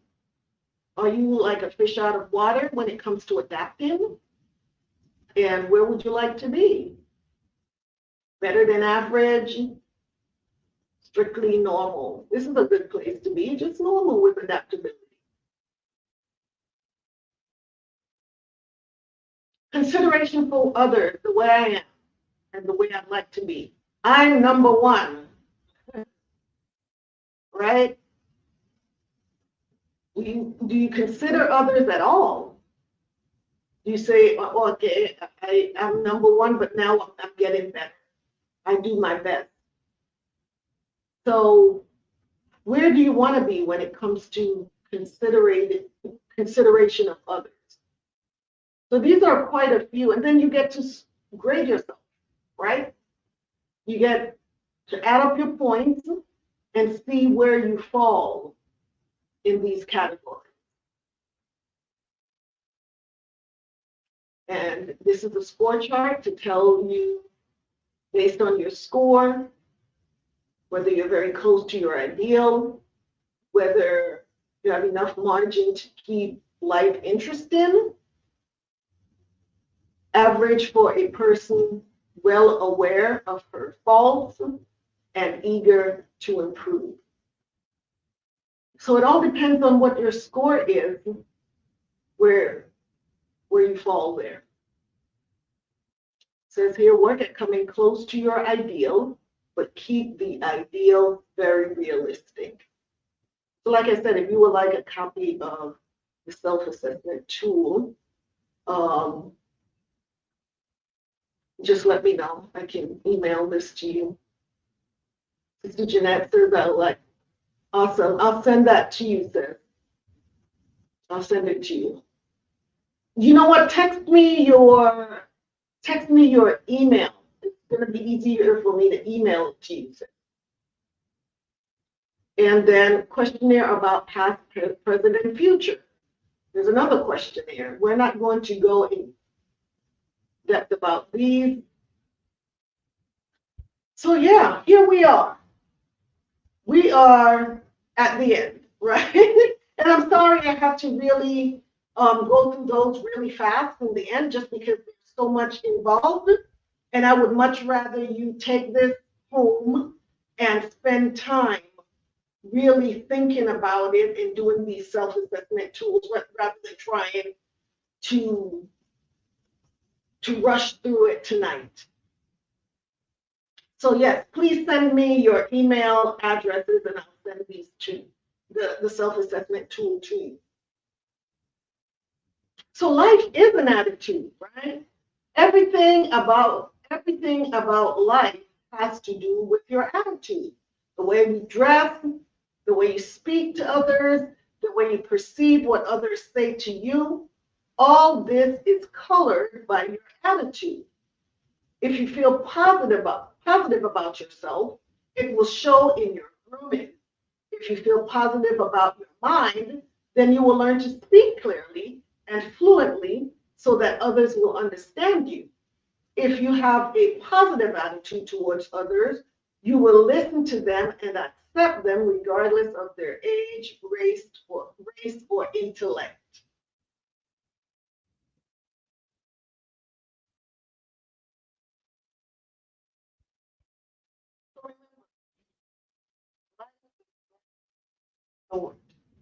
Life is an attitude. You are given the choice of making your life wonderful or miserable. It is truly all up to you. Learn to listen to your mistakes and grow from them. Learn to resolve past conflicts and to be open to change. People do not want to be around negative individuals. They gravitate towards the positive person. The positive person is like a magnet. To generate this power, you must create it from within. Are you in it to win it? You have the choice. So sisters, that is the question. Are you in it to win it? And here's my email address, shebrewroyaltybiz@gmail.com. Send me an email there. And wow, what did you all think about that? Oh my goodness. I know it was pretty lengthy, but I think it was a lot of valuable information. Lot of valuable information. Let me take this down. Wow. Okay, so that is attitude. Attitude. The water. So much, you all. The water. Sister Diane, I appreciate that. So the upcoming shows you will continue to hear and learn from coaches in the upcoming weeks. I think we have 2 more weeks, 2 more Sundays left in June. So we have 2 more sessions. I encourage you to ask as many questions as you can in order to decide if being coached or coaching others sounds appealing to you, or if any of the other topics that we discussed. What did you learn from that? Has anyone started a side hustle? Has anyone started a side hustle or contemplated starting a new business? So Johnny says, Con, it was. The water says, the water. So moving on, let us start planning for next year's 3rd annual Shebrew Royalty Summer Tea Party. So this is something to put on your goal for next year. More than likely it'll be somewhere around June, maybe July, for our 3rd annual Shebrew Royalty Summer Tea Party here in San Antonio, Texas. Start putting your pennies in your jars so that you're able to make it to our tea party. We didn't have one this year, but most high willing, next year we are going to have our 3rd annual Shebrew Royalty Summer Tea Party. So sisters, I really hope that you found the information that was presented tonight useful. If you didn't, please do me a favor, share this video with your sister, friends, and relatives. Let's go grow this channel so that the information can reach Shebrews throughout the 4 corners of the earth. And even those that are not Shebrews, but are willing to be a part of our community. We are to let our light shine so that others can be led to the source of the light. That's our job, is to be that light in dark places, to have that good positive attitude wherever we go, have that infectious smile, right? So everybody is wondering, oh wow, what's she so happy about? She has something. She has something. We want whatever it is that she has.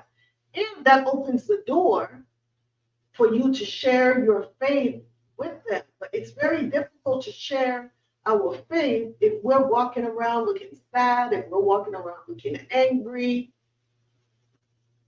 So put on that smile, put on that positive attitude.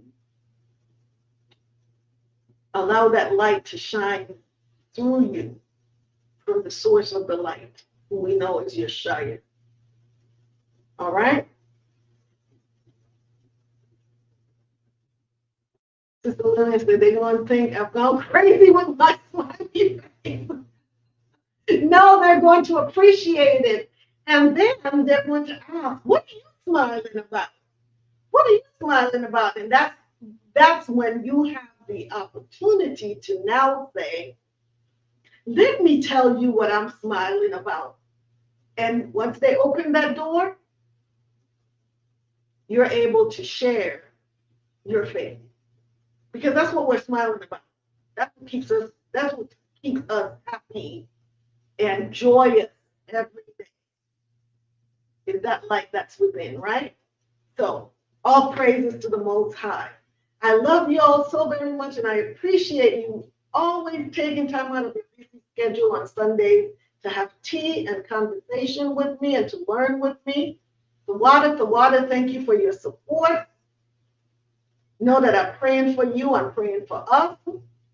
So until the Most High brings us back together, may you prosper and be in good health. Remember, true healing begins inwardly before it is expressed outwardly.